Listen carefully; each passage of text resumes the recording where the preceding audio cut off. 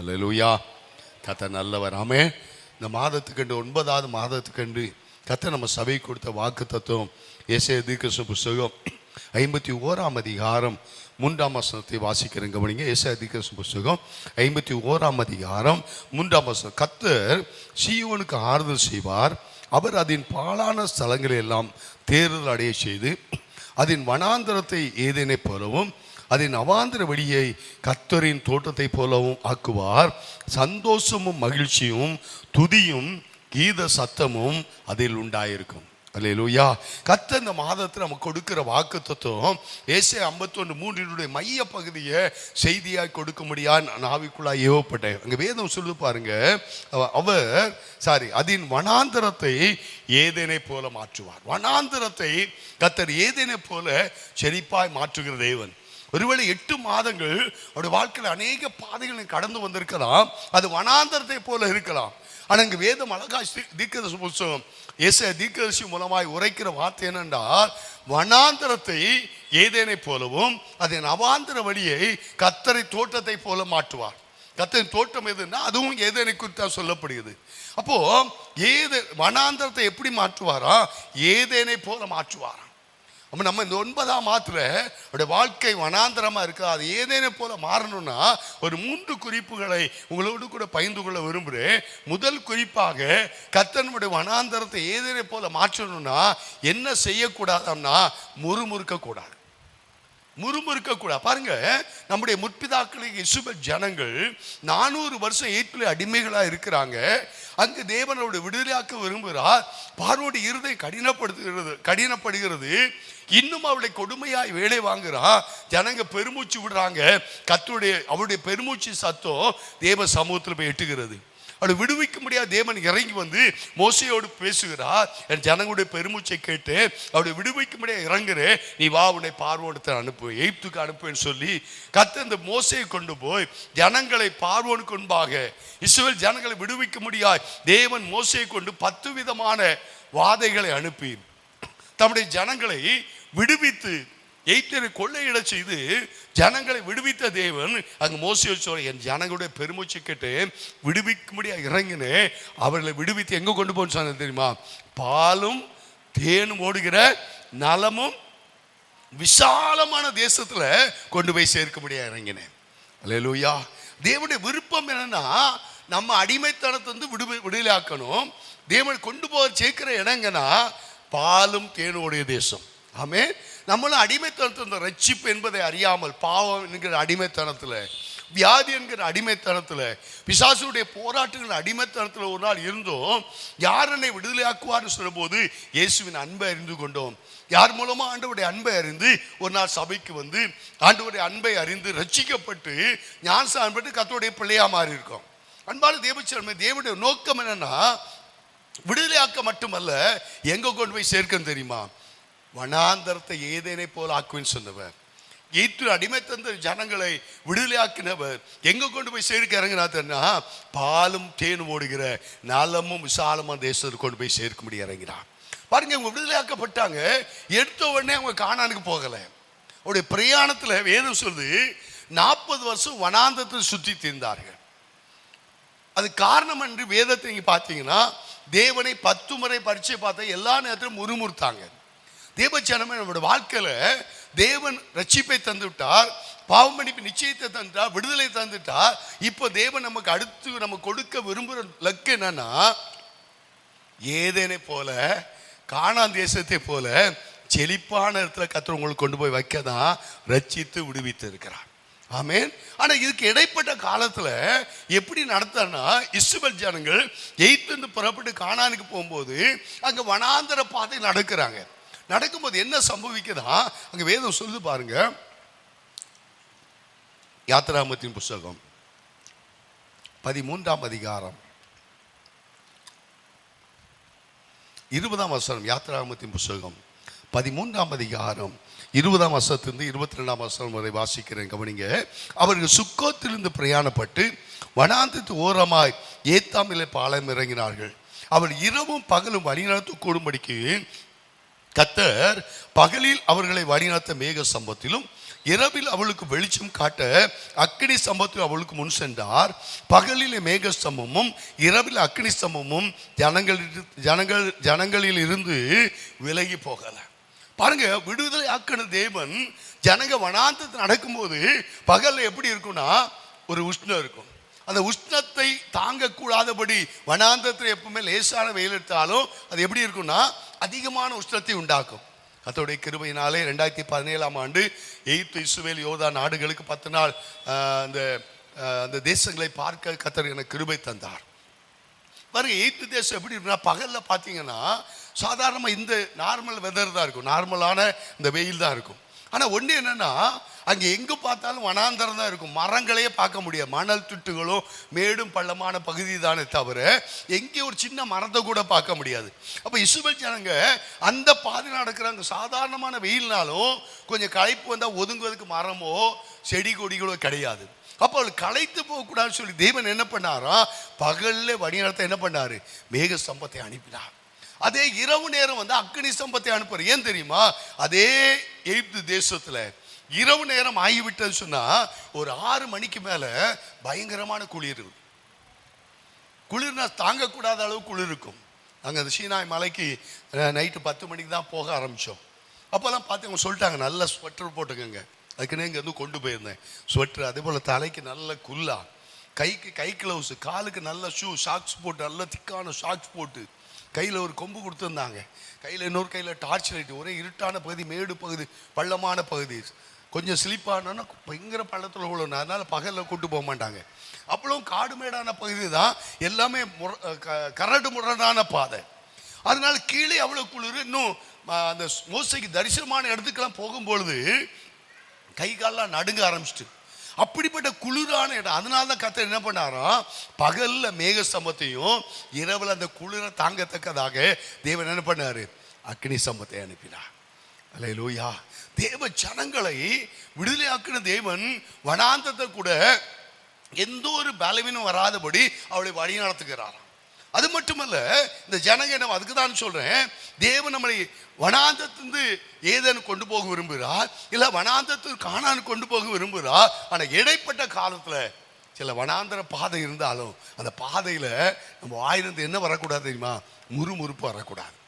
வேதத்தில் ஒரு பகுதி எழுதப்பட்டு பாருங்க, வாசிங்க. யாத்திராகமத்தின் புஸ்தகம் 16ஆம் அதிகாரம் 3ஆம் வசனத்தை வாசிக்கிறேன், கவனிங்க. யாத்திராகமம் 16ஆம் அதிகாரம் 3ஆம் வசனம். நாங்கள் இறைச்சி பாத்திரங்கண்டை உட்கார்ந்து அப்பத்தை திருப்தியாய் சாப்பிட்ட எகிப்து தேசத்திலே கர்த்தரின் கையால் செத்து போனமானால் தாவில்லை. இந்த கூட்டம் முழுவதையும் பட்டினியினால் கொள்ளும்படி நீங்கள் எங்களை புறப்பட பண்ணி இந்த வனாந்தரத்தில் அழைத்து வந்தீர்களே என்று அவரிடத்தில் சொன்ன. மோசைக்கு ஆரோனுக்கு விரோதமாக முறுமுறுக்கிறாங்க. வனாந்தரத்தில் என்ன இல்லையா, அப்பமும் இறைச்சி இல்லை. நாங்கள் எகிப்து தேசம் என்ன சாப்பிட்டோமா, இறைச்சி பாத்திரம் உட்கார்ந்து அப்பத்தையும் இறைச்சியும் திருப்தியாக சாப்பிட்டவங்க. ஆனால் அவருடைய நிலைமை என்னன்னு வேதத்தை சொல்லப்படுது. அங்கே பார்வோன் கொடுமையாக வேலை வாங்குறான். ஆண்டவர் ஆராதிக்க வனாந்தரத்துக்கு போனா வேலையை அதிகமாக்குறான். செங்கலுடைய அடுத்த அளவிட இன்னும் அதிகமாக இருக்கணுங்கிறான். அது சுடுவதுக்கு வைக்கோல் கொடுக்க மாட்டேன், நீனே பொறுக்கிட்டு வான்னு சொல்லலாம். அதை சரியான அளவு அறுக்கலைன்னா அடி வாங்குறாங்க. அப்படிப்பட்ட கொடுமையில தான் கர்த்தரை நோக்கி கூப்பிடுறாங்க. ஆனால் தேவன் விடுதலையாக்கி வனாந்தரத்தில் போகும்பொழுது தேவன் நோக்கி சொல்றாங்க, நாங்கள் எகிப்திலே இருந்திருக்கலாம், எகிப்திலே செத்து போயிருக்கலாம், இந்த வனாந்தரத்தில் வந்து எங்களை பட்டினியால் கொல்ல வந்துட்டீங்களே. அன்பான தேவச்சனமே, இதை நம்ம முறுமுறுக்காம மோசேட்ட சொல்லிருக்கா, கர்த்தரை பார்த்து சொல்ல, ஆண்டவரே இந்த வனாந்தரங்களுக்கு ஆகாரம் வேணும், அப்பா வேணும், எங்களுக்கு இறைச்சி வேணும்னு கேட்டிருந்தா கேட்கிறவனும் பெற்றுக்கொள்ள ஆண்டோட கேட்டு போயிரு. ஆனால் இவன் என்ன செய்தாக தெரியுமா, நாங்கள் அங்கே செத்து இருக்கலாம், இந்த வனாந்தரத்தில் சாக கொண்டு வந்தீங்க. இப்படி பேசுகிற எல்லாருமே வனாந்தரத்தில் செத்தாங்க, ஒருவனும் கானானுக்கு போகலை. அப்போ கர்த்தருடைய விருப்பம் என்னன்னா வனாந்தரத்தை ஏதேனை போல மாற்றுவோம். இல்லாவிட்டா வனாந்தரத்தை எங்கே கொண்டு போக விரும்புகிறாரு, கானானுக்கு கொண்டு போக விரும்புகிறார், செழிப்புக்குள்ளே கொண்டு போக விரும்புகிறார். ஆனால் அந்த கொஞ்சம் பாதைகள் வனாந்தர பாதையாக இருந்தால் அதில் வருகிற குறை நிறைகளில் நம்ம என்ன செய்யக்கூடாது தெரியுமா, முறுமுறுக்கக்கூடாது. அல்லேலூயா. இங்கே முறுமுறுக்கிறாங்க. முறுமுறுத்த யாவருமே அந்த வனாந்தரத்திலே செத்தார்கள் என்று வேதம் சொல்கிறது. 20 வயதுக்கு கீழ்ப்பட்டவர்களே பின் சந்ததியாக தான் கானானுக்குள் போகிறாங்க.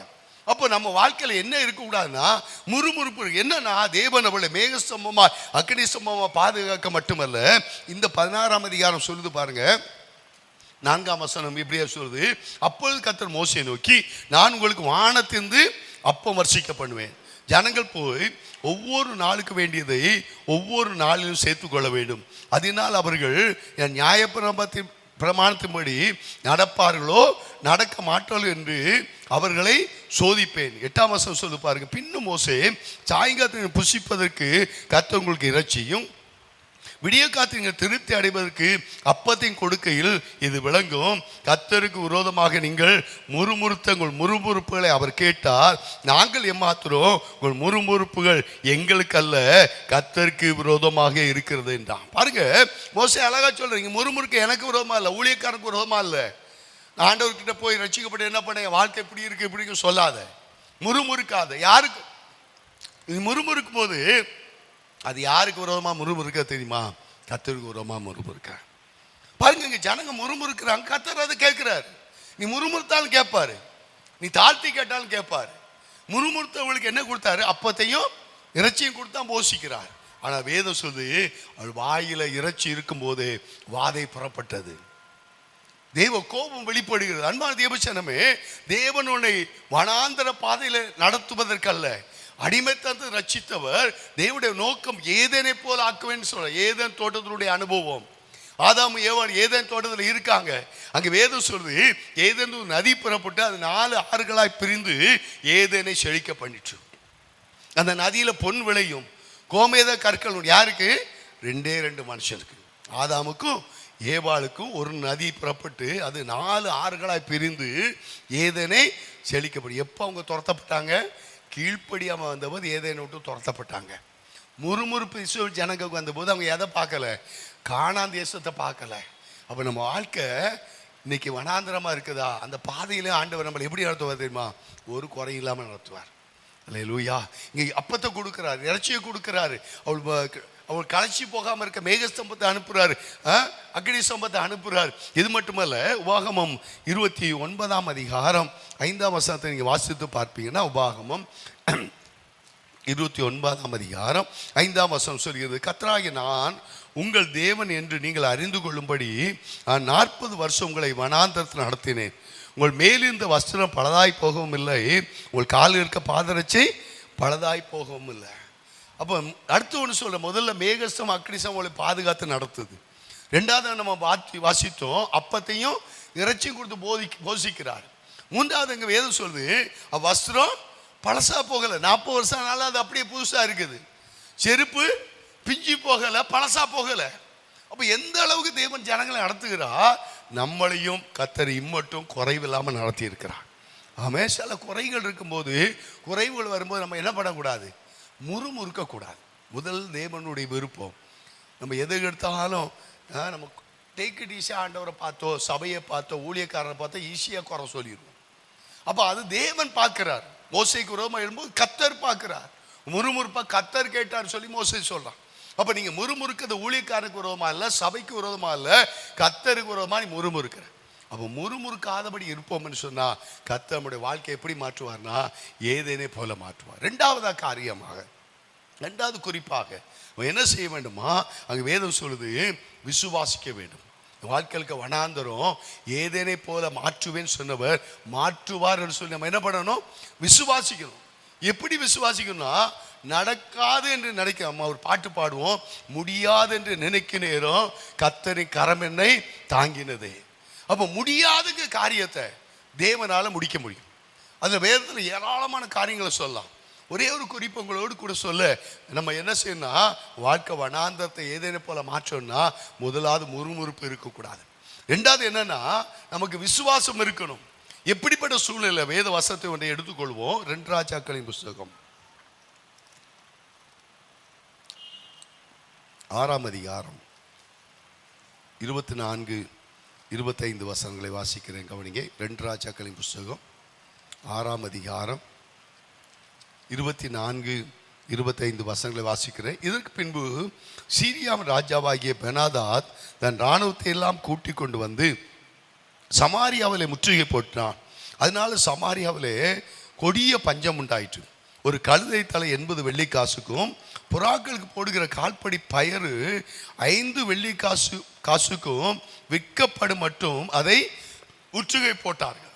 இங்க வேதம் அழகாய் சொல்லுது, சீரியா ராஜாவாகிய பெனாதாத் என்ன பண்றான்னா சமாரியா மேல யுத்தம் பண்ண வந்து சமாரியா சுற்றிலும் முற்றுகை போட்டான். அப்படியானா உள்ள இருந்து எந்த பொருளும் வெளியே போகல, ஜனங்களும் போக முடியல, பொருளும் வெளியே போக முடியல, வெளியே இருந்து பொருட்களும் உள்ள வர முடியல. அப்போ பொருட்களை விற்க முடியல, வாங்க முடியவில்லை, உள்ளுக்குள்ளே இருக்கிறதை இவர்கள் சாப்பிட்டார்கள். ஏனென்றால் ராஜா அந்த பார்க்கிறோம் சீரிய ராணுவம் அந்த என்ன பண்ணிச்சா அங்க சமாரியாவை முற்றுகை போட்டிருக்கதை பார்க்கிறோம். இந்த நாள் என்ன நடக்குது அங்க வேதம் சொல்லுது, ஒரு கழுதையின் தலை 80 வெள்ளிக்காசுக்கும் புறாக்களுக்கு போட கால்படி பயறு 5 வெள்ளிக்காசு விற்கப்படும் மட்டும். அப்படி ஒரு கொடூரமான நிலைமை. இப்படிப்பட்ட பஞ்சம் இருக்கும் நேரத்தில் நல்லா தெரிந்து கொள்ளுங்க அன்பான தேவச்சனமே, வனாந்தரமான நேரத்தில் தேவன் அதை ஏதேனை போல மாற்ற முடியும். அல்லேலூயா. இங்கு சமாரியாவில் கொடிய பஞ்சம் சீரிய நிமித்தமாக கழுதத்தால 80 வெள்ளிக்காசு, புறாக்கள் போட கால்படி பயிர் 5 வெள்ளிக்காசு விற்கப்படும் மட்டும் ஒரு பஞ்சம் இருக்குது. இப்படிப்பட்ட நேரத்தில் நீங்க பார்த்தீங்கன்னா 7ஆம் அதிகாரம் 1ஆம் வசனத்தை பார்த்தீங்கன்னா, அப்பொழுது எலிசா கர்த்தருடைய வார்த்தை கேளுங்கள், நாளை இந்நேரத்தில் சமாரியாவோட வாசலில் 1 மரக்கால் கோதுமை மா 1 சேக்கலுக்கும் 2 மரக்கால் வார்கோதுமை 1 சேக்கல் விற்கப்படும் என்று கர்த்தர் சொல்கிறார் என்றார். கொடிய பஞ்சங்க. கழுதத்தால 80 வெள்ளிக்காசு, புறாக்கள் போட கால்படி பயிர் 5 வெள்ளிக்காசு விற்கப்படுது. ஆனா தீர்க்கதரிசி சொல்றான், நாளைக்கு சமாரியாவில் என்ன வரும்? இதே கோதுமைமா.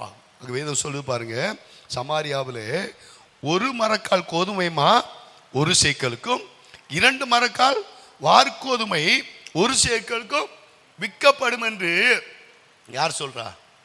கர்த்தர் சொல்ற. தீர்க்கதரிசி சொல்றான். முதல்ல ஆரம்பிக்கும் போது தான் சொல்றான், கர்த்தர் சொல்கிறதாவது சமாரியாவில் நாளைக்கு நேரத்தில் இந்த வனாந்தரம் இந்த வறட்சி மாறி செழிப்பு உண்டாகும் என்று கர்த்தர் சொல்கிறான்னு சொல்றான்.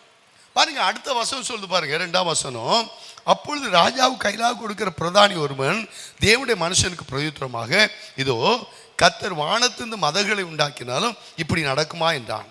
அதற்கு அவன், உன்னுடைய கண்களினால் அதை காண்பாய், ஆனாலும் அதுல சாப்பிட மாட்டான்.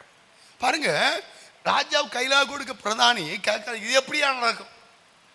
இங்க கழுதத்தால 80 வெள்ளிக்காசு விற்குது, புறாக்கள் போட கால்படி பயிர் 5 வெள்ளிக்காசு விற்குது, நாளைக்கு பஞ்சம் மாறும்னு எப்படி சொல்லுவேன்? தேவன் வானத்தை திறந்தா சில நேரம் சொல்லுவோம் இல்லையா, கிழக்கிற உதிக்கிற சூரியன் மேற்க உதிச்சாலும் நடக்காது. பாருங்க, காலை சர்வீஸில் கூட சொன்னேன், சபைக்கு பல வருடங்களாக தனோனி ஒரு அம்மா வராங்க. சில வாரங்களுக்கு முன்பாக 3-4 வாரத்துக்கு முன்னாலே ஒரு நாள் எனக்கு ஃபோன் பண்ணாங்க. 3 வாரம் இருக்கும்னு நினைக்கிறேன். திடீர்னு எனக்கு ஃபோன் கால் பண்ணாங்க. எப்போவுமே பண்ண மாட்டாங்க. திடீர்னு ஃபோன் பண்ணிட்டு, ஃபோன் பண்ணவுடனே ஃபோன் அட்டன் பண்ணி என்னன்னு கேட்டாங்க. அவங்க சொன்னாங்க, என் மருமகன் திடீர்னு ரொம்ப சிக்காயிட்டாங்க, இங்கே பார்வதி ஆஸ்பத்திரியில் குரோம்பேட்டில் சேர்த்தோம், அங்கே சரியில்லைன்னு சொல்லிட்டு அவங்க சொந்தக்காரங்களாம் குரோம்பேட்டை ரேல ஆஸ்பத்திரியில் சேர்த்தாங்க. 3 நாள் ட்ரீட்மெண்ட் பார்த்தாங்க, ஆனால் பிழைக்க மாட்டாருன்ட்டாங்க, பிழைக்க வாய்ப்பு இல்லைன்னு சொல்லிட்டாங்க. அந்த 3 நாளைக்கு மட்டும் 21 லட்சம் ரூபா ஃபீஸ் கட்ட வேண்டியதாகிடுச்சு. அங்கேருந்து டிஸ்சார்ஜ் பண்ணோம். அவங்க என்ன ஒரு வியாதினே கண்டுபிடிக்க முடியல. அங்கேருந்து டிஸ்சார்ஜ் பண்ணி குரோம்பேட்டை டிபி ஆஸ்பத்திரி கூப்பிட்டு போனோம். ஏன்னா இந்த அம்மாவுடைய மருமக அங்கே நர்ஸாக வேலை செய்தாங்க. அங்கே கொண்டு போய் அட்மிட் பண்ணி என்னன்னு செக் பண்ணால், அவர் சரீரத்தில் மஞ்சக்காமால முத்தின நிலைமையில் ரொம்ப சீரியஸ் கண்டிஷன். அங்கேருந்து உடனே எங்கே கொண்டு போனாங்கன்னா சென்னை ஜிஹெச்சில் கொண்டு போய் சேர்த்தாங்க. ஒவ்வொரு ஞாயிற்றுமே அவங்க 6 மணி சர்வீஸுக்கு 5:40 5:45 வந்துடுவாங்க. அல்லேலூயா. நீங்கள் எப்போ வரீங்கன்னு பார்த்துக்குங்க, சரியா? ஆமாம், அவங்க சரியாக வந்துடுவாங்க. நான் ஒவ்வொரு வாரமும் வந்தோடனே கேட்பேன், ஏம்மா உன் மருமக எப்படி இருக்காங்க? ஒரு நாள் சொல்கிறாங்க, ஐயா ஆஸ்பத்திரியில் ஒன்றுமே இல்லாமல் இருக்கார் ஐயா, பேச்சு மூச்சு இல்லையா, மூக்கிலேருந்து ரத்தம் வருது. நல்லா தெரிஞ்சுக்கோங்க, நம்ம ஆக்சிடென்ட் ஆன விட டாக்டர் முதல்ல கேட்பாரு, காதில் ரத்தம் வந்துச்சா மூக்கில் ரத்தம் வந்துச்சா அப்படின்னா என்ன அர்த்தம்னா அவன் பிழைக்க மாட்டான்.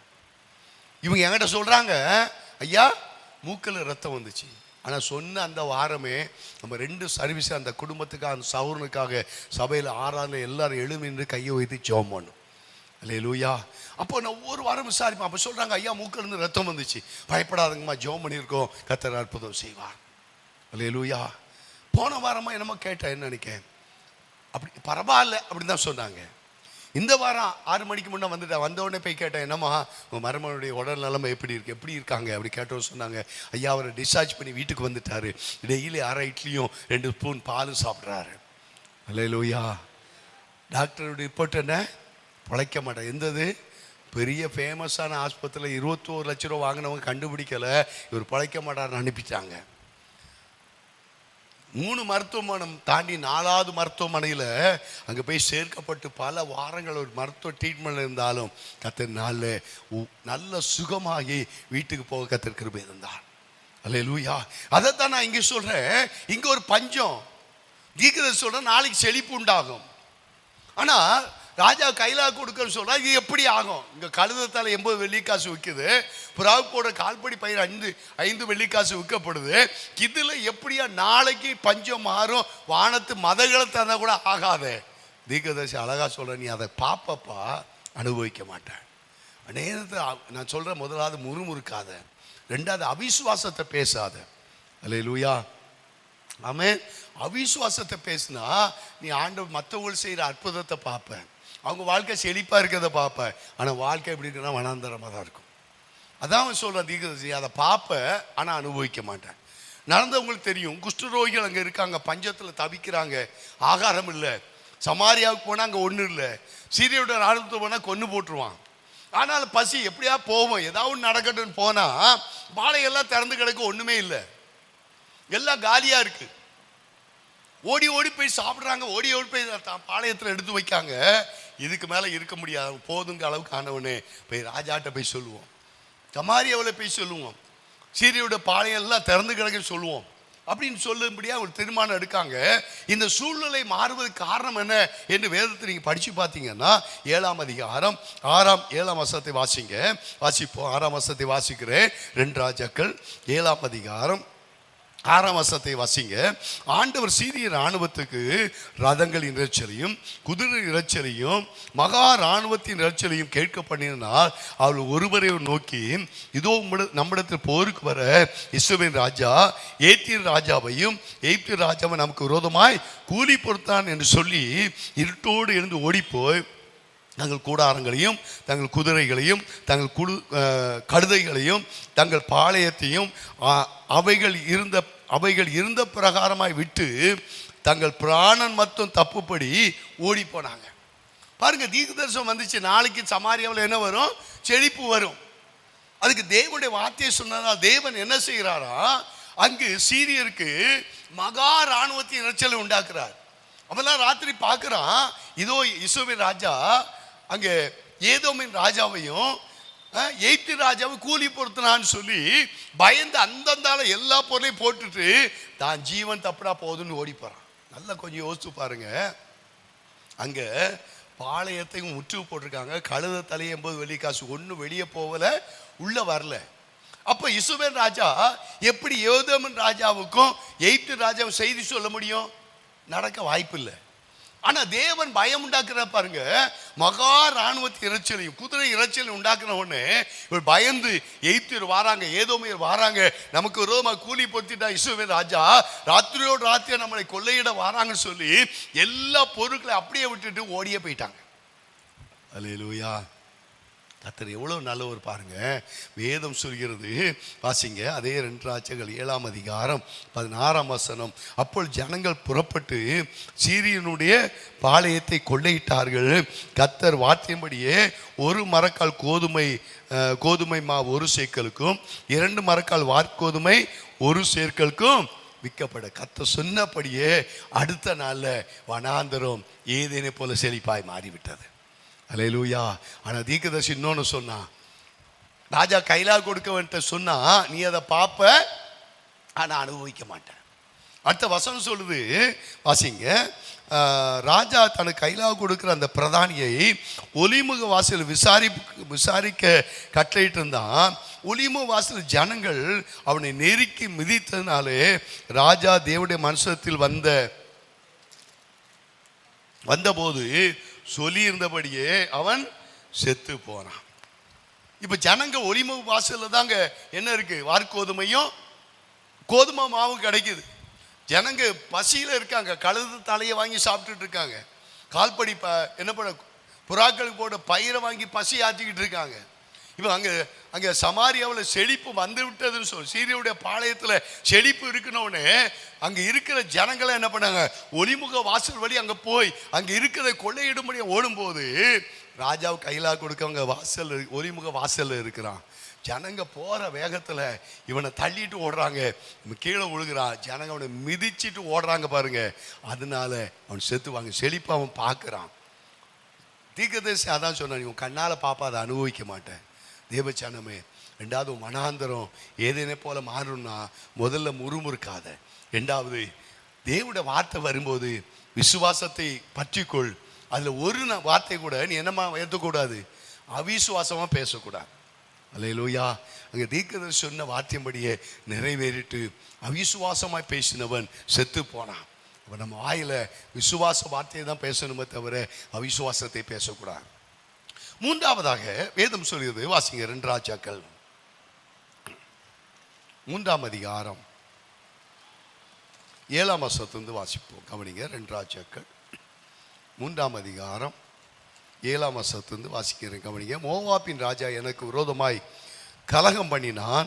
மோவாபியர் மேல் யுத்தம் பண்ண என்னோடு கூட வருகிறீரா என்று யூதாவின் ராஜாவாகிய யோசபாத்தை கேட்டு அனுப்பினதுக்கு அவன், நான் வருகிறேன், நான் தான் நீர், என்னுடைய ஜனங்கள் உம்முடைய ஜனங்கள், உம்முடைய குதிரைகள் என்னுடைய குதிரைகள் உம்முடைய குதிரைகள் என்றான்.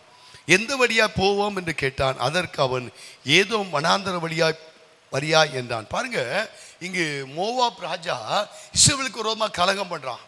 அப்ப யூதாவின் ராஜாவாகிய யோசபாத்தை இஸ்ரவேல் ராஜா யுத்தம் பண்ணும்படியா, மோவாபியரோடு யுத்தம் பண்ணும்படியாக ஒரு அழைப்பு கொடுக்கிறான். என்னடா இவன் எல்லாமே 12 கோத்திரம், யாக்கோபுடைய 12 கோத்திரம். அதனால அவன் சொல்றான், உம்முடைய ஜனம் என்னுடைய ஜனம், உம்முடைய குதிரைகள் என்னுடைய குதிரைகள், நம்ம இணைஞ்சு போய் யுத்தம் பண்ண போகலாம். அப்போ இதே இஸ்ரவேல் ராஜா யூதாவின் ராஜா யோசபாத்தை கேட்க எந்த வழியா போகலாம். அப்போ யோசபாத் சொல்றான், ஏதோமுடைய வனாந்தர வழியா போகலாம். இங்க 3 ராஜாக்கள் சேர்ந்து மோவாபியரோடு யுத்தம் பண்ண போறாங்க. நடக்கிறது என்னன்னா, அங்க 9ஆம் வசனம் சொல்லுது, அப்படியே இஸ்ரவேல் ராஜாவும் யூதாவின் ராஜாவும் ஏதோமின் ராஜாவும் சேர்ந்து போனார்கள் மோவாபின் ராஜாவோடு யுத்தம் பண்ணும்படியாக. ஆனால் அவர் 7 நாள் சுற்றி இருந்த போது அவளை பின் செல்லுகிற இராணுவத்துக்கும் மிருக ஜீவன்களுக்கும் தண்ணீர் இல்லாமல் போச்சு. அப்பொழுது இஸ்ரவேல் ராஜா, ஐயோ, இந்த 3 ராஜாக்களையும் கர்த்தர் மோவாபு கையில் ஒப்பு கொடுக்க வரவழைத்தாரோ என்றான். பயம் வந்துருச்சு. 7 நாளா வனாந்தர வழியா நடக்கிறாங்க. அங்க பின்னால வர குதிரைகளுக்கும் இராணுவத்துக்கும் என்ன இல்லையா, குடிக்க தண்ணி இல்லையா. அப்போ இஸ்ரவேல் ராஜா பயப்படுறான். அங்க யூதா ராஜாவும் அந்த ஏதோமின் ராஜாவுக்கும், நம்ம எல்லாரும் போறோம், அங்க மோவாபியோட கையில ஒப்பு கொடுக்க கர்த்தர் கூப்பிட்டு வந்துட்டாரோன்னு பயப்படுறான். அப்ப தீர்க்கதரிசி அழைத்து அங்க தீர்க்கதரிசியில் ஆலோசனை கேட்கும்போது அங்க தீர்க்கதரிசி எலிசா அழகா சொல்றான், காற்றையும் காண மாட்டீர்கள், மழையும் காண மாட்டீர்கள், இந்த பள்ளத்தாக்கெல்லாம் தண்ணீரால் நிரம்ப. அதுக்கு என்ன செய்யணுமா, வாசிங்க 3ஆம் அதிகாரம் 14ஆம் வசனத்து அங்கே வேதம் சொல்லுது பாருங்க. 16ஆம் வசனத்தை வாசிக்கிறேன், கவனிங்க. கர்த்தர் உரைக்கிறது என்னவென்றால், இந்த பள்ளத்தாக்கில் எங்கும் வாய்க்கால்களை வெற்றுங்கள், காற்றையும் காண மாட்டீர்கள், மழையும் காண மாட்டீர்கள், ஆனால் நீங்களும் உங்கள் ஆடு மாடுகளும் மிருகஜீவனும் குடிக்கும்படி இந்த பள்ளத்தாக்கு தண்ணீரால் நிரப்பப்படும் என்று கர்த்தர் சொல்கிறார். இது கர்த்தரின் பார்வைக்கு அற்பமான காரியம். இவங்களை 7 நாள் தண்ணி இல்லாமல் களைச்சி போயிருக்கிறாங்க. தீர்க்கதரிசியோட வார்த்தை என்னன்னா, இந்த வனாந்தரத்துல இந்த பள்ளத்தாக்குல என்ன பண்ணுங்க, வாய்க்கால வெட்டுங்க. களைச்சி போய் இருக்கிறவன் வாய்க்கால் வெட்டுவது லேசான காரியம் அல்ல. இப்படி ஒரு வேலை ஆண்டவர் செய்ய சொல்றாருன்னு சொல்லி அவங்க கேள்வி கேட்கலங்க. தீர்க்கதரிசி மூலமா அந்த வார்த்தையும் மொழி 7 நாள் தண்ணி சாப்பிடறதுக்கு தண்ணி இல்லாம தவித்த வேளையிலும் தீர்க்கதரிசி வார்த்தை மொழி கீழ்ப்படிந்து வாய்க்கால வெட்டுறாங்க. என்ன சொல்றான்? காற்றும் இருக்காது, மழை இருக்காது, ஏதம் ஏதம் என்கிறது வனாந்தரம், வனாந்தரத்தோடைய அடக்குறாங்க. ஆனா தீர்க்க சொல்றான், இந்த வனாந்தர காற்றையும் காண மாட்டீங்க, மழையும் காண ஆனா பள்ளத்தாக்கெல்லாம் தண்ணீரால் நிரம்பும். பாருங்க, சொன்னபடி அங்க வேதம் சொல்லு பாருங்க, வாசிக்கிறேன் கவனிங்க. 20ஆம் வசனம், மறுநாள் காலமே பலி செலுத்தப்படும் நேரத்தில் இதோ தண்ணீர் ஏதோம் தேசம் வழியா வந்ததினால் தேசம் தண்ணீரால் நிரம்பிட்டு. எங்க இருந்து வந்தனே எழுதப்படல, மழை பெய்யல, எங்கேயோ டேம் உடையல, ஏன்னா வனாந்தரம்.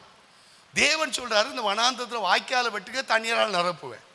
அன்பான தேவச்ச, மூன்றாவது தேவன் ஒன்ன சொல்லிட்டாருன்னா அதுக்கு அப்படியே கீழ்ப்படிங்க, கர்த்தர் உங்க வாழ்க்கைக்கு வனாந்தரத்தை செழிப்பா மாற்றுவார். அல்லேலூயா. பாருங்க, இங்க வேதம் சொல்லுது, ஏதோம் வழியா தண்ணீர் காலையில பலி செலுத்துற நேரத்தில் ஏதோம் வழியா அந்த தண்ணீர் வந்ததுனால என்ன செய்தான்? தேசம் தண்ணீரால் நிரம்பிற்று. பாருங்க, 22ஆம் வசனத்தை கவனிங்க. மோவாபியர் அதிகாலமே எழுந்தபோது சூரியன் தண்ணீர் மேல் பிரகாசித்ததுனால் அந்த தண்ணீர் அவளுக்கு இரத்தம் போல சிவப்பாய் காணப்பட்டது. அடுத்த வருஷம் சொல்லுது, அதனால் அவர்கள் இது இரத்தம். அந்த ராஜாக்கள், இந்த 3 ராஜாக்களும் தாங்களே ஒருவரை ஒருவர் வெட்டி கொண்டு மாண்டு போனார்கள். ஆதலால் மோவாபியரே கொள்ளைக்கு வாருங்கள் என்று சொல்லி, யுத்தம் பண்ண வாங்க, கொள்ளையடிக்க வாருங்கள் என்று சொன்னார்கள். அவர்கள் இஸ்ரவேல் பாளையத்துக்கு வந்த போதோவெனில் இஸ்ரவேலர் எழும்பி மோவாபியர் தங்கள் முன்பாக ஓடி போகத்தக்கதாக முறியடித்து அவர் தேசத்துக்குள் புகுந்து அங்கேயே மோவாபியரை முறியடித்து பட்டணங்களை இடித்து சகல நல்ல நிலத்திலும் கல்லெறிந்து நிரப்பி நீரூற்றுகள் எல்லாம் தூர்த்து நல்ல மரங்களை எல்லாம் வெட்டி போட்டார்கள். பாருங்க, இங்க கர்த்தர் ஏதோம்படியா தண்ணியை வரப்பட தண்ணீரால் தேசம் நிரம்புது. அதிகாலையில் மோவாபியர் எழும்பி பார்க்காங்க, அந்த தண்ணீர் சூரியன் அந்த இதில் பிரகாசிக்குதா, தண்ணீரில் பிரகாசிக்குது. மோவாபியர் பார்க்கும் பொழுதுதான் அந்த தண்ணீர் எப்படி தெரிஞ்சுதான்? ரத்தமாக தெரிஞ்சுதான். நீங்கள் நல்ல ப்ராக்டிக்கலாக பாருங்கள், சயின்டிஸ்ட் படி பார்த்தீங்கன்னா, நீங்கள் நல்ல வெளிச்சமான நேரத்தில் கிணத்து தண்ணியெலாம் பார்த்தீங்கன்னா எப்படி இருக்கும் சொல்லுவாங்க? தேங்காய் தண்ணி மாதிரி இருக்கும். இல்லையா? நம்ம சிட்டியில் கிணற பார்க்க, ஆமாம், இப்போ கிணறே இல்லை. அந்த நாட்களில் கிணறு வச்சுருந்தாங்க, எல்லா வீடுகள்லையும் கிணறு தான். இப்போ தண்ணீருடைய அளவு கீழே போனதுக்கப்புறம் கிணறுல தண்ணியே இல்லை, எல்லாமே 200 அடி 300 அடி போர் போட ஆரம்பிச்சிட்டோம். அதனால் அது எங்கேருந்து தண்ணி வருது, மோட்ரு பம்புலேருந்து உறிஞ்சி மேலே வர்றதான் பார்க்குறோம். கிராமங்களில் போய் பார்த்தீங்கன்னா பெரிய பெரிய கிணறாக இருக்கும். பாருங்கள், அந்த கிணத்துல நீங்கள் பகல் நேரத்தில் 10 மணி 11 மணிக்கெலாம் பார்த்தீங்கன்னா அந்த கிணத்துல 50 அடி தண்ணீர் 60 அடி தண்ணி இருக்கும். அந்த அடிப்பகுதியில் எந்த பொருள் கிடந்தாலும் மேலேருந்து பார்க்க முடியும். எவ்வளோ பெருசு மீன் இருக்குது, என்ன பொருளாக கீழே மூழ்கி இருக்குது, எல்லாத்தையும் பார்க்க முடியும். அந்த அளவுக்கு தெளிவாக இருக்கும். ஆனால் இங்கே மோவாபியர் அதிகாலை எழும்புறாங்க. சூரியன், அந்த சூரியத்துடைய ஒளிக்கதிர் எதில் படுதான்? தண்ணீரில் பிரகாசிக்குதான். அவங்க கண்களுக்கு என்னவா தெரிஞ்சுதான்? ரத்தமாக தெரிஞ்சுதான். நம்ம தேவன் ஒன்று செய்ய நினைச்சா எல்லாருக்குமே குருட்டாட்டம் உண்டாக்கிடுவாங்க. அல்லேலூயா. பாருங்க, அங்க வேதம் சொல்கிறது, அதனால் அவங்க சொல்றாங்க, அதனால் அவர்கள் இது ரத்தம். அந்த ராஜாக்கள் தாங்களே ஒருவர் வெட்டி கொண்டு மாண்டு போனார்கள். ஆதலால் மோவாபியரே கொள்ளையடிக்க வாருங்கள் என்று சொன்னார்கள். அவர்கள் இஸ்ரவேல் பாளையத்துக்கு வந்த போதவனில் இஸ்ரவேல் எழும்பி மோவாபியர் தங்களுக்கு முன்பாக ஓடி பக்கத்தக்கதாக முறியடித்து போட்டார் என்று பார்க்கிறோம்.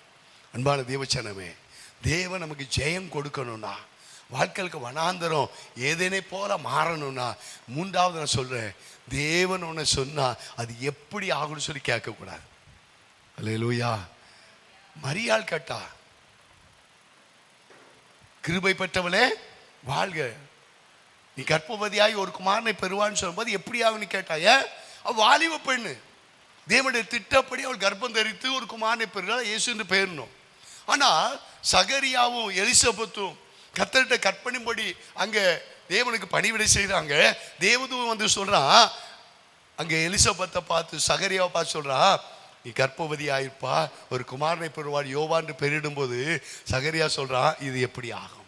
நான் தேவன் சொல்கிறான், நான் தேவனிடத்துலேருந்து வந்திருக்கேன், தேவனுடைய வார்த்தையை பெற்று வந்திருக்கேன். நீ விசுவாசியாதனால அந்த யோவான்னு நான் சொன்னேன்னு அவன் பிறக்கிற வரையில் நீ என்ன பண்ண மாட்டேன், பேசாதபடி ஊமையனாயிருப்பேன். அநேகத்தில் நல்லா கவனிங்க, தேவனுடைய வார்த்தை நிறைவேறினா நான் 3 காரியங்களை சொன்னேன். வனாந்தரம் ஏதேனை போல மாற்றுவேன்னு சொன்னவர் அதை மாற்ற வேண்டாம். முதலாவது முறுமுறுக்காது.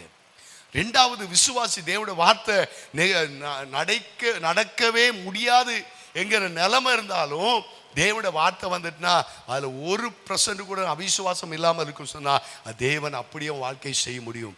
3வதாக நீ தேவனுடைய வார்த்தை வரும்பொழுது கீழ்ப்படிய கற்றுக்கொள். அந்த வனாந்தரத்தில் அந்த ஏதோ வனாந்தரத்தில் வாய்க்கால் அந்த பள்ளத்தாக்கில் அங்கே தீர்க்கதரிசி வாய்க்காலை வெட்ட சொன்னால் அங்கே தண்ணீர் புறப்பட்டு வந்து அது பள்ளங்களை நிரப்பி தேசம் தண்ணீரால் நிரம்புது. ஆனால் மோவாபியருக்கு அது ரத்தமாக தெரிகிறது. அவர் இஸ்ரவேலோடு யுத்தம் பண்ண வந்தபோது இஸ்ரவேல் எழும்பி மோவாபியரை முறியடிக்கிறாங்க. அங்கே ஒரு ஜெயம் உண்டாகிறது. அன்பான தேவச்சனமே, கர்த்தர் இந்த மாதத்தில் ஏசாயா 51:3 வாக்குத்தத்தம் கொடுத்தாரு. வாழ்க்கை வனாந்தரத்தை தேவன் ஏதேனை போல மாற்றுவார். ஆமென். ஒருவேளை இன்னும் 8 மாதம் ஆயிடுச்சு, 9ஆம் மாதம் வந்துட்டேன், என் வாழ்க்கை வனாந்தரமாக இருக்குதா, அதை ஏதேனை போல மாற்ற ஒரே ஒரு ரகசியம்தான், முறுமுறுக்காத. ஆண்டவருடைய வார்த்தையை விசுவாசி. தேவனுடைய வார்த்தையின்படி அது நடக்கும்னு சொல்லி விசுவாசித்து நீ கீழ்ப்படியை கற்றுக்கொள். வாழ்க்கையில் இருக்கிற வனாந்தரத்தை எல்லாவற்றையும் கர்த்தர் ஏதேனை போல மாற்றுவார். ஆமென். கர்த்தர் மகிமைப்படுவார். எல்லாரும் இருக்கடுங்க எழும்பி நின்று கர்த்தருடைய பந்திக்கு நம்மளை ஆயத்தப்படுத்துவோம். கர்த்தர் சொன்ன வாக்குத்தத்தங்கள் நிறைவேறத்தக்கதாக, வாக்குத்தத்தங்கள் எல்லாம் கிறிஸ்து இயேசுவுக்குள் ஆம் என்றும் ஆம் என்று இருக்கிறபடினாலே ஆண்டவர் எப்படியே என் வாழ்க்கையில் செய்வார். என் வாழ்க்கைக்கு வனாந்தரம் ஏதேனை போல மாறும். அடிமைத்தனத்தில் இருந்த ஜனங்கள் வனாந்தரில் போனாலும் பாலும் தேனும் ஓடுகிற கானான் தேசத்தை தம்முடைய பின் சந்ததிக்கு சொந்தர பாகமாய் கொடுத்த அவிசுவாசப்பட்டவர்கள், முறுமுறுத்தவர்கள் வனாந்தரத்திலையும் ஆண்டு போனார்கள். அன்பான தேவச்சனமே, ஒருவேளை வனாந்தரத்திலையும் தேவ ஜனங்களை குறைவில்லாமல் நடத்த வஸ்திரம் பலதா போகவில்லை. மேகஸ்தம் அக்கினிஸ்தம் அவளை பாதுகாத்து நடத்தினது. அது மட்டுமல்ல, அவள் தேவையான மன்னாவை கொடுத்தார், இறைச்சியை கேட்டால் இறைச்சியை கொடுத்தார். வனாந்தரத்தில் அவளுக்கு வாழ்க்கையில் குறையில்லை. ஆனால் தேவனுடைய உன்னதமான நோக்கம் என்ன தெரியுமா? என் வனாந்தரத்தில் இருப்பதல்ல, பாலும் தேன் ஓடுகிற நலமும் விசாலமான காணால நீங்கள் பிரவேசிக்கணும், அதன் பலனை அனுபவிக்கணும். வாழ்க்கை வனாந்தரமாக இருக்கக்கூடாது, அது ஏதேனை போல செழிப்பாக இருக்கணும். அதுக்கு தான் கர்த்தர் ரட்சித்திருக்கிறா. ஆனால் வனாந்தர பாதையில் நடந்தாலும் கூட நீ முறுமுறுக்காத. 2வது, நீ ஆண்டோட வார்த்தையை நீ விசுவாசிக்க கற்றுக்கொள். அங்கே சமாரியாவில் கொடிய பஞ்சம் இருந்தாலும் தீர்க்கதரிசி நாளைக்கு தேசத்தில் செழிப்பு உண்டாகும் சொன்னபோது சொன்ன வார்த்தையின்படியே கர்த்தர்கள் செழிப்பை உண்டாக்கினார். மகா இராணுவத்தின் இறைச்சலை கர்த்தர் சீரியருக்கு கட்டளையிட்ட போது அவள் எல்லாவற்றையும் விட்டு ஓடி போனாங்க. அங்கே கோதுமை மா சொன்ன விலைக்கு விற்கப்பட்டது. அவிசுவாசமாக பேசின ராஜா கைலாக கொடுக்கிற பிரதானி அங்கே மாண்டு போனான். எல்லாரும் மிதித்த போது அவன் செத்து போனான்.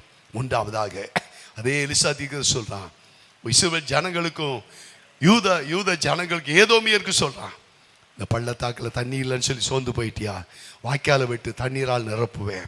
சொன்னபடியே கர்த்தர் தண்ணீரால் நிரப்பினா. அது மோவாபியருக்கு ரத்தம் போல காணப்பட்டது. அதனால் அவங்க தைரியமாக வந்துட்டாங்க. இஸ்ரவேலை கொள்ளையடிக்கிறான்னு சொன்னால் இஸ்ரவேல் புத்திரரும் யூதா புத்திரரும் ஏதோமியரும் யுத்தத்துக்கு ஆயத்தமாக இருந்தாங்க. அப்படி முறியடித்தார்கள். கர்த்தர் சூழ்நிலையை மாற்றினார். இன்னைக்கும் நம்ம தேவன் வாக்கு மாறாதவர். முற்பிதாக்களுக்கு மட்டுமல்ல, உனக்கும் எனக்கும் அவர் வாக்கு மாறாதவராக இருக்கிறார். வாக்கு பண்ணினவர் மாறிடார், வாக்கு தத்தம் நிறைவேற்றுவார். வாக்கு பண்ணினவர் மாறிடார், வாக்கு தத்தம் நிறைவேற்றுவார். சோர்ந்து போகாதே, நீ சோர்ந்து போகாதே, சோர்ந்து போகாதே, உன்னை அழைத்தவர் உண்மை உள்ளவர்.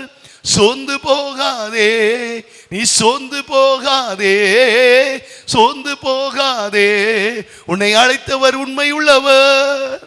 அன்பான நல்ல தகப்பனே, இந்த மாதத்துக்கென்று, இந்த 9ஆம் மாதத்துக்கென்று நீ கொடுத்த இந்த வாக்குத்தத்தங்கள் ஒவ்வொரு குடும்பத்திலும் நிறைவேறட்டும்பா. இந்த 9ஆம் மாதம் வாழ்க்கைக்கு வனாந்தரத்தை கர்த்தர் ஏதேனை போல ஆக்குவார் சொல்லப்பட வார்த்தைப்படி இது மாறட்டும் ஐயா. வாழ்க்கை ஏதேனை போல மாறட்டும் ஆண்டவரே. கானானுக்குரிய ஆண்டவரே அந்த ஆசீர்வாதம், பாலும் தேனும் ஓடுகிற அந்த நலமும் விசாலமான தேசத்தில் கொண்டு போய் சேர்க்கும்படி இறங்கின்னு சொன்னீரே. அந்த யோசுவா இஸ்ரவேல் புத்திரருக்கு அந்த கானான் தேசத்தை சொந்தர பாகமாய் பங்கிட்டு கொடுத்தானே. நாங்கள் வனாந்தரத்தில் நடப்பதும் சித்தம் அல்லப்பா. அந்த நலமும் விசாலமாக தேசத்தில் அங்கே இருக்கணும், அது பலனை அனுபவிக்க என்பது உங்களுடைய விருப்பம் ஆண்டவரே. அது இந்த 9ஆம் மாதத்தில் ஒவ்வொரு விசுவாச குடும்பத்தையும் நிறைவேறணும். ஒவ்வொரு குடும்பத்தையும் இந்த ஆசீர்வாதம் தங்கும்படியாக ஜெபிக்கிறோம்ப்பா. அப்பனே ஸ்தோத்தரிக்கிறோம் ஐயா. ஆண்டவர் இந்த ஆறாளையும் மகிமைப்பட உமக்கு ஸ்தோத்திரம். எங்களை அதிகமாக நேசிக்கிறங்க நல்ல தகப்பனே. ஆசீர்வதிக்கப்பட்ட அந்த மாலை விளைக்காம துதிக்கிறோம் ஆண்டவரே. இந்த மாதத்துக்கென்று கற்றுக் கொடுத்தது நல்ல வாக்கு தத்தங்களுக்கு ஸ்தோத்திரம்ப்பா. ஏசாயா 51:3 படி ஆண்டவரே மனாந்தத்தை ஏதனை போல் ஆக்குவான்னு எழுப்பிட பார்த்து கத்ததாமே ஆண்டவரே. கேட்ட சத்தியத்தின்படி முறுமுறுக்காதபடி ஆண்டவரே, அவிசுவாசப்படாதபடி ஆண்டவரே எங்கள் வாழ்க்கையில் கீழ்ப்படுதல் தருவீராக, விசுவாசத்தை தருவீராக, முறுமுறுப்பில்லாதபடி தேவனுடைய வார்த்தைக்கு அப்படியே செவி கொடுக்க கிருபை தாங்கப்பா. மாலை 6 நாள் பங்கு பெற்ற ஒவ்வொரு கர்த்தருடைய பிள்ளைகளையும் பிதா குமாரன் பரிசுத்தாவின் நாமத்தில் ஆசீர்வதிக்கிறேன். இந்த மாதம் முழுவதும் ஒவ்வொரு குடும்பத்தையும் கர்த்தர் ஆசீர்வதிங்க. சிறு பிள்ளைகள் நல்ல சுகபலம் தாரும், படிக்கிற பிள்ளை ஞானம் தாரும், வாலிப பிள்ளைகள் பரிசுத்தமாக உதவி செய்யும், கணவன் மனைவிக்கு அன்பு பெருகட்டும், முதிர் வயலுக்கு தீர்க்காசத்தை தருவீராக, பிரயாணங்களை பாதுகாப்பை தாரும். மாதம் முழுவதும் கையின் பிரயாசத்தை ஆசீர்வதிங்கப்பா. வீணான பணவர்கள் விளையும்படியாக ஜெபிக்கிறோம் ஆண்டவரே. இந்த இரவு நல்ல அந்தரை தருவீராக. எல்லா துதியும் கனமும் மகிமையும் தேவரை ஒருவருக்கே செலுத்துகிறோம். இயேசுவின் நாமத்தில் ஜெபிக்கிறோம் பிதாவே, ஆமென். என் ஆத்துமாவே கர்த்தரை ஸ்தோத்திரி, என் முழு உள்ளமே கர்த்தர் நாமத்தை ஸ்தோத்திரி. என் ஆத்துமாவே கர்த்தரை ஸ்தோத்திரி, கர்த்தர் செய்த சகல உபகாரங்களையும் மறவாதே, ஆமென். நம்முடைய கர்த்தராகிய இயேசு கிறிஸ்துவின் கிருபையும் பிதாவாகிய தேவனுடைய அன்பும் பரிசுத்த ஆவியானவருடைய அந்யோன்ய ஐக்கியம் சுகமும் சமாதானம் வழிநடத்தலும் இன்னும் சதா காலங்களிலும் நம்மோடு நிலைத்திருப்பதாக, ஆமென், ஆமென்.